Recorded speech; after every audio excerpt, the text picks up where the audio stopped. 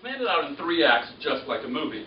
The first act was the bombing, and they each carried a large duffel bag with a large propane-based bomb in it into the cafeteria, set to go off at 11:17, which is a very important time.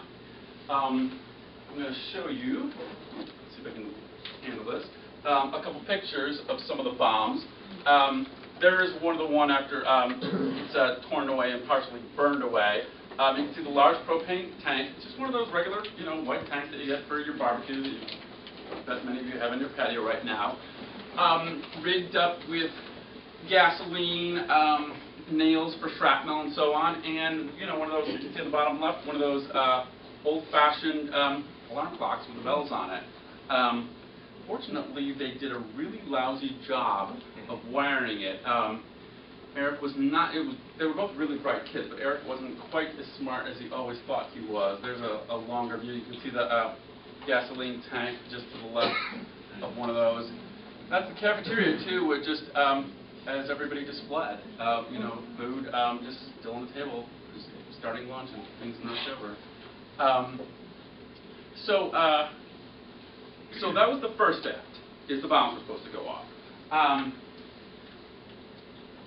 As soon as they set the bombs off, they walked outside the cafeteria doors. They went at 90 degrees out the exits across the parking lot to their separate cars, which were staged in specific spots.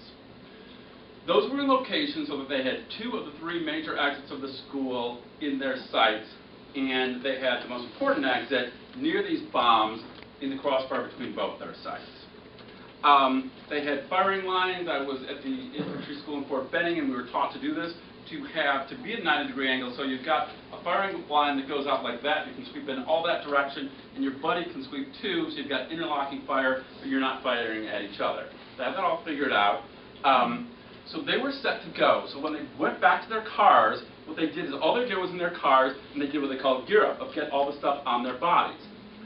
They wore military web gear harnesses, which were covered with ammunition, with pipe bombs, even match strikers. They had flint on their arms so they could just flip them quickly and throw them out. They each had 2 guns. They had practice doing the shotguns in rapid succession so they could get off a lot of shots very quickly. So they get all that stuff on their body, and then they put trench coats on to cover it all up so that they could walk toward the school without being seen. Now, the trench coats were, I think, also a fashion statement. They did a little fashion show and so forth for video. But they were also very functional. It was not connected to the trench coat mafia. So, they're at their cars, they're geared up, they practiced this gear up so they could do it very quickly and get the timing just down right.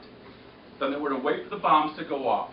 When the bombs went off, as the survivors fled out the cafeteria, they were going to mow them down with automatic weapons fire. That was Act 2. That's where they're supposed to have fun. And that's what Dylan, I believe, wrote on his daytimer at that point, is have fun, exclamation point.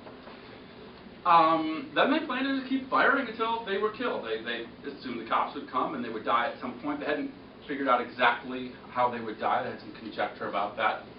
Then it was time for the third act. About 45 minutes into the attack, then their cars played a second role. They were located to do 2 things right. To stage the attack, and then also the cars were loaded up with their own explosives. So you can see that those are all the gasoline tanks that were in the cars, and also the propane bombs in each car loaded up. Oh, it's not. Oh my gosh, it's going to be the same one. Anyway, so that gives you an idea how much was in their cars. So those were loaded up to explode as well. And that's a standard IRA terrorist tactic that they used on the British Army all the time. There was a primary explosion, and the British soldiers would come, and there would be a second explosion that would get them. In this case, it was staged 45 minutes after, so presumably the media would probably be on television. You picture ambulances loading up wounded people at that time, all being torn apart in a really horrific scene.